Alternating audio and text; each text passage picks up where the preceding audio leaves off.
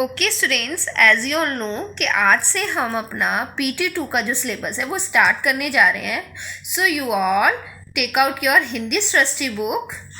Okay, पाठ 8 नई दिवाली. ठीक है बच्चों, write down the date and day. What is the date today? Today is 7th of October 2021 and what is the day today? Today is गुरुवार.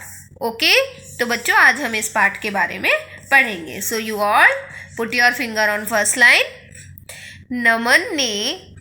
नमन के school में छुट्टियां शुरू हो गई थी. बच्चों यहाँ क्या लिखा है? नमन के स्कूल में छुट्टियां शुरू हो गई थी. बेटा यहाँ पर जो छुट्टियां वर्ड है, ये इसमें जो मात्रा चढ़ी हुई है गलत है, तो यहाँ पर मैं इसको काट के सही वर्ड लिख रही हूँ.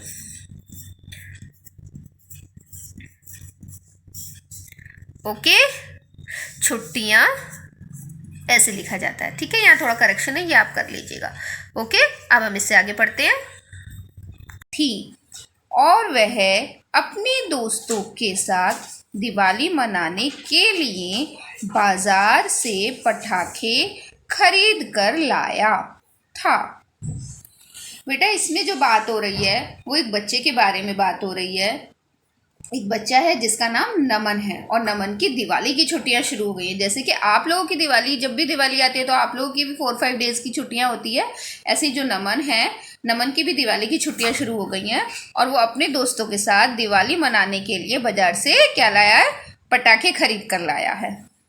उसे एक शरारत सूझी और वह अपने दोस्तों के साथ राजेश टाकीज की छत पर जाकर छिप गया. कहाँ छिप गया?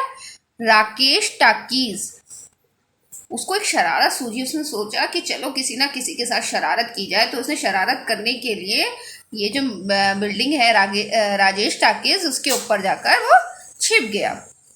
योजना के अनुसार जैसे ही उन्हें एक स्कूटर आता हुआ दिखाई पड़ा, उन्होंने एक प्लान बनाया, एक योजना बनाई.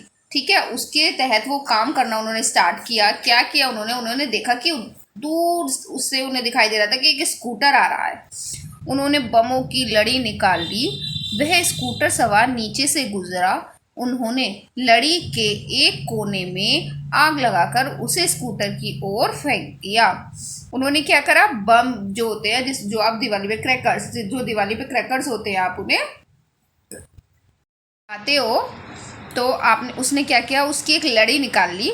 ठीक है, और जो उसके सामने से जो ये स्कूटर सवार आदमी जा रहा है, उसमें लड़ी में जल्दी से एक आग लगाई. जल्दी से आग लगाकर उस आदमी के ऊपर उछाल दी, उसके पास मतलब गिर दी. ठीक है, पटाखों के धमाके से घबराकर स्कूटर सवार होश खो बैठा और सड़क के किनारे लगे बिजली के खंभे से जा टकराया. तो बच्चों आपने देखा होगा, जब भी कोई बम फूटता है हम क्या करते हैं? एकदम अगर हम एक्सपेक्ट नहीं कर रहे हैं कि कोई बम यहाँ आएगा और वो फूटेगा, तो हम क्या करते हैं? एकदम चौंक जाते हैं. क्या होता है? एकदम चौंक जाते हैं. जैसे कि पटाखे फूटते हैं ना, एकदम चौंक जाते हैं. तो ऐसे ही वो जो आदमी था जो स्कूटर पे यहाँ जा रहा है, उसको नहीं पता था कि उसके साथ कुछ ऐसा होने वाला है कि कोई उसके ऊपर पटाखों की लड़ी जलाकर फेंकेगा. तो एकदम ही जैसे उसके धम की आवाज़ हुई, वो पटाखे बजने लगे उसके स्कूटर के आसपास. तो क्या हुआ? वो जो है वो डिसबैलेंस हो गया. उसका स्कूटर जो है वो डिसबैलेंस हो गया. वो जाकर बिजली के खंभे से जाकर टकरा गया. उसे बहुत चोट लगी. यह देखकर वे सब हंसने लगे और मित्रों के बीच पहुंचकर दिवाली मनाने लगे. अब सब ने सोचा कि जो हमने ये योजना बनाई ये तो कामयाब हो गई. हमने एक आदमी को परेशान करना चाहा और हमने उसे परेशान कर दिया. ये तो बहुत अच्छा हुआ. तो ये सब देख के वो लोग बहुत खुश हुए और अपने दोस्तों के पास दिवाली मनाने चले गए. फिर मानो कुछ हुआ ही ना हो. उन्हें लगा ही नहीं कि हमने कोई बहुत बड़ी गलती कर दी है. वो आदमी खंभे से टकरा गया, उसको चोट लग गई. ये बैड वर्क जो हमने किया है, ये जो गलत काम हमने किया है, ये गलत है. उनको इस बात का एहसास ही नहीं था. उन्हें तो ऐसा लग रहा था कि बस हमने शरारत कर दी और बहुत अच्छा किया ऐसा तो हमने. रात को 10 बजे दिवाली मनाकर जब नमन घर वापस पहुंचा, तो पड़ोसी ने उसे बताया कि उसके पापा अस्पताल में भर्ती हैं. मम्मी भी वहीं गई हैं. अब जब नमन को बहुत लेट हो गया, पटाखे जलाते जलाते उसकी जो इच्छा थी जितने पटाखे जलाने की वो कंप्लीट हो गई, तो वो क्या किया, वो अपने घर लौट आया। और किस समय लौटा, वो रात को 10 बजे घर लौटा। और जब वो घर पहुंचा तो उसने देखा कि घर पे कोई नहीं है। तो उसने अपने जो पड़ोसी हैं उनसे पूछा, तो पड़ोसी ने उसको बताया कि तुम्हारे पापा जो है वो अस्पताल में भर्ती है, उनको चोट लगी है और तुम्हारी मम्मी भी उन्हीं के साथ गई हुई है। Now take out now turn the page, take out page number 46। यह सुनते ही नमन अस्पताल की ओर भागा। अस्पताल पहुंचकर देखा कि पापा के शरीर पे बहुत सी पट्टियां बंधी हुई हैं।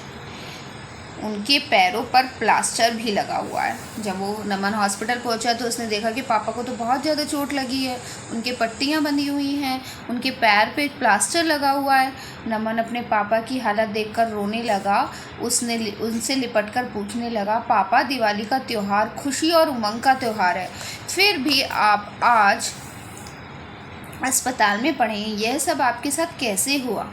अब देखिए, जब घर में किसी को कोई प्रॉब्लम होती है तो दर्द तो होता है ना। अगर हमें मान लो फीवर होता है तो हमारे पेरेंट्स को ऐसी दर्द होता है ना कि अगर हमारी तबीयत ख़राब होती है। ऐसे ही नमन को जब उसने देखा कि उसके पापा को इतनी चोट लगी है तो नमन को भी बहुत दुख हुआ। वो रोने लगा उन्हें देखकर और वो कहने लगा कि पापा, ये तो दिवाली का त्यौहार बहुत खुशी और उमंग का त्यौहार है, फिर भी आप आज अस्पताल में पड़े हैं, यह सब आपके साथ कैसे हुआ? आपको इतनी चोट कैसे लग गई?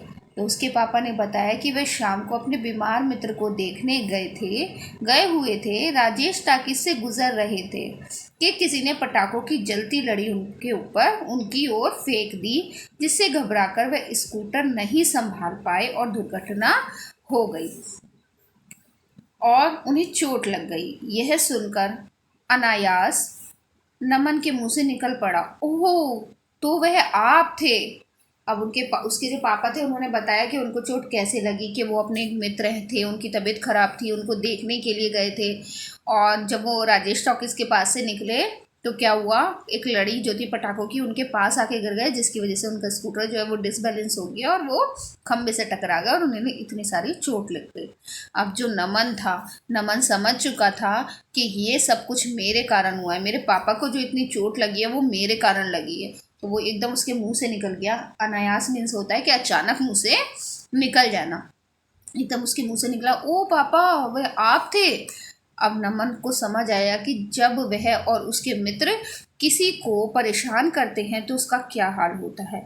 उनका मन अपने प्रति क्रोध से भर गया, उनकी आंखों में आंसू आ गए।